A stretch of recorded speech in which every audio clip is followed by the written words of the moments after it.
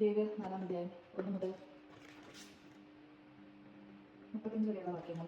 പാവപരിഹാര ബലി. കർത്താവ് മോശയോട് അരുളി ചെയ്തു, ഇസ്രായേൽ ജനത്തോട് പറയുക, ചെയ്യരുതെന്ന് കർത്താവ് വിലക്കിയിട്ടുള്ളവയിൽ ഏതെങ്കിലും ഒന്നിനെതിരായി ആരെങ്കിലും അറിവില്ലായ്മ മൂലം പാവം ചെയ്യുന്നുവെന്നിരിക്കട്ടെ. ഇങ്ങനെ പാവം ചെയ്ത ജനങ്ങളുടെ മേൽക്കുറ്റം വരുത്തി വയ്ക്കുന്നവന് അഭിഷിക്തനായ പുരോഹിതനാണെങ്കിൽ അവൻ ഊനമറ്റ ഒരു കാളക്കുട്ടിയെ കർത്താവിന് പാവപരിഹാര ബലിയായി സമർപ്പിക്കണം. അതിന്റെ സമാപന കൂടാരത്തിൽ വാതിൽക്കൽ അവിടുത്തെ സന്നിധിയിൽ കൊണ്ടുവന്ന് അതിന്റെ തലയിൽ കൈവച്ചതിന് ശേഷം അതിനെ കൊല്ലണം. അഭിഷിക്ത പുരോഹിതൻ കാളക്കുട്ടിയുടെ കുറെ രക്തമെടുത്ത് സമാഗമന കൂടാരത്തിലേക്ക് കൊണ്ടുവരണം. അവൻ തന്റെ വിരൽ രക്തത്തിൽ മുക്കി അതിലൊരു ഭാഗം കർത്താവിന്റെ സന്നിധിയിൽ ശ്രീകോവിലിന്റെ തിരശ്ശീലയുടെ മുൻപിൽ 7 പ്രാവശ്യം തളിക്കണം. എന്നിട്ട് രക്തത്തിൽ കുറച്ചെടുത്ത് സമാഗമന കൂടാരത്തിൽ കർത്താവിന്റെ സന്നിധിയിൽ ധൂപപീഠത്തിന്റെ കൊമ്പുകളിൽ പുരട്ടണം. ശേഷിച്ച രക്തം സമാഗമന കൂടാരത്തിന്റെ വാതിൽക്കലുള്ള ദഹനബലിപീഠത്തിന്റെ ചുവട്ടിൽ ഒഴിക്കണം.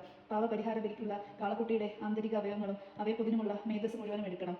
അതിന്റെ ഇരുവൃക്കകളും അവയിലുള്ള അരക്കെട്ടിലുമുള്ള മേധസ്സും കരളിന് മുകളിലുള്ള നെയ് വലയും എടുക്കണം. സമാധാന ബലിക്കുള്ള കാളകളിൽ നിന്നെന്ന പോലെ പുരോഹിതൻ അവ എടുത്ത് ദഹനബലിപീഠത്തിൽ വെച്ച് ദഹിപ്പിക്കണം. എന്നാൽ കാളക്കുട്ടിയുടെ തോലും മാംസവും മുഴുവനും തലയും കാലുകളും ആന്തരിക അവയവങ്ങളും ചാണകവും കാളയെ മുഴുവനും പാളയത്തിന് വെളിയിൽ ചാരമിടുന്ന വൃത്തിയുള്ള സ്ഥലത്ത് കൊണ്ടുവന്ന് കത്തുന്ന വിറകിന്മേൽ വെച്ച് ദഹിപ്പിക്കണം. ചാരമിടുന്ന സ്ഥലത്ത് തന്നെ അതിനെ ദഹിപ്പിക്കണം. ഇസ്രായേൽ സമൂഹം മുഴുവൻ അറിവില്ലായ്മ മൂലം പാപം ചെയ്യുകയും കർത്താവ് വിലക്കിയിരിക്കുന്നതിൽ ഏതെങ്കിലും ഒന്ന് ചെയ്ത് കുറ്റക്കാരാകുകയും അക്കാര്യം അവരുടെ ശ്രദ്ധയിൽപ്പെടാതിരിക്കുകയും ചെയ്തു വന്നിരിക്കട്ടെ. എന്നാൽ തങ്ങളുടെ പാവത്തെക്കുറിച്ച് അറിയുമ്പോൾ പാവപരിഹാര ബലിക്കായി സമൂഹം മുഴുവൻ ഒരു കാളക്കുട്ടിയെ കാഴ്ചവെക്കുകയും അതിന്റെ സമാപന കൂടാരത്തിന്റെ വാതിൽക്കൽ കൊണ്ടുവരികയും വേണം.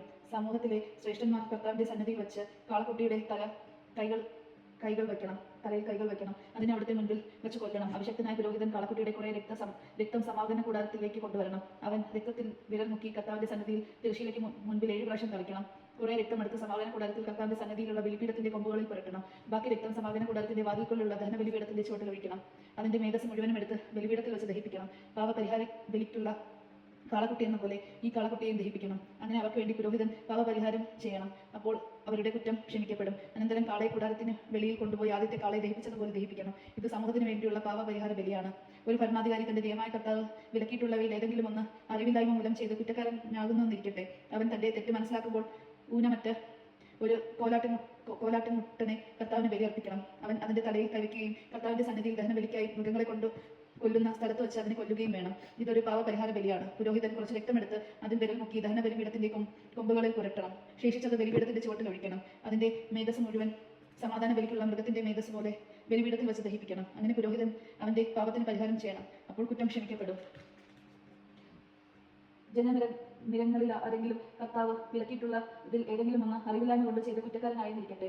അവൻ തന്റെ തെറ്റ് മനസ്സിലാക്കുമ്പോൾ ഊനമറ്റ ഒരു പെൺകോലാടിനെ പാവപരിഹാരത്തിനായി സമർപ്പിക്കണം. അവൻ മൃഗത്തിന്റെ തലയിൽ കൈവയ്ക്കുകയും ദഹനബലിക്കുള്ള സ്ഥലത്ത് വെച്ച് അതിനെ കൊല്ലുകയും വേണം. പുരോഹിതൻ കുറച്ച് രക്തമെടുത്ത് അതിൽ വിരൽ മുക്കി ദഹനബലിപീഠത്തിൽ കൊമ്പുകളിൽ പുരട്ടുകയും ശേഷിച്ചത് ബലിപീഠത്തിന്റെ ചുവട്ടിൽ ഒഴിക്കുകയും വേണം. സമാധാന ബലിക്കുള്ള മൃഗത്തിൽ നിന്ന് മേധസ് മാറ്റിയെടുക്കുന്നത് പോലെ അതിന്റെ മേധസ് മുഴുവൻ എടുത്ത് പുരോഹിതൻ കർത്താവിന് പ്രീതികരമായ സൗരഭ്യത്തിനായി ബലിപീഠത്തിൽ വെച്ച് ധരിപ്പിക്കണം. അങ്ങനെ പുരോഹിതൻ അവന് വേണ്ടി പരിഹാരം ചെയ്യണം. അപ്പോൾ തെറ്റ് ക്ഷമിക്കപ്പെടും. പാവപരിഹാര ബലിക്കായി ചെമ്മരിയാടിനെയാണ് വരുന്നതെങ്കിൽ അത് ഊനമറ്റ പെണ്ണാടായിരിക്കണം. അതിന്റെ തലയിൽ കൈവച്ചതിനു ശേഷം ദഹനബലി മൃഗത്തെ കൊല്ലുന്ന സ്ഥലത്ത് വെച്ച് അതിനെ പാവപരിഹാര ബലിക്കായി കൊല്ലണം. പുരോഹിതൻ അതിന്റെ കുറച്ച് രക്തമെടുത്ത് അതിൽ വിരൽ മുക്കി ദഹനബലിപീഠത്തിന്റെ കൊമ്പുകളിൽ പുരട്ടണം. ശേഷിച്ചത് ബലിപീഠത്തിന്റെ ചുവട്ടിൽ ഒഴിക്കണം. സമാധാന ബലിക്കുള്ള കുട്ടിയിൽ നിന്ന് എന്ന പോലെ അതിന്റെ മേധസ് മുഴുവൻ എടുക്കണം. പുരോഹിതൻ അത് കർത്താവിന് ദഹനബലിയായി ബലിപീഠത്തിൽ വെച്ച് ദഹിപ്പിക്കണം. അങ്ങനെ പുരോഹിതൻ അവന്റെ പാവങ്ങൾക്ക് പരിഹാരം ചെയ്യണം. അപ്പോൾ കുറ്റം ക്ഷമിക്കപ്പെടും.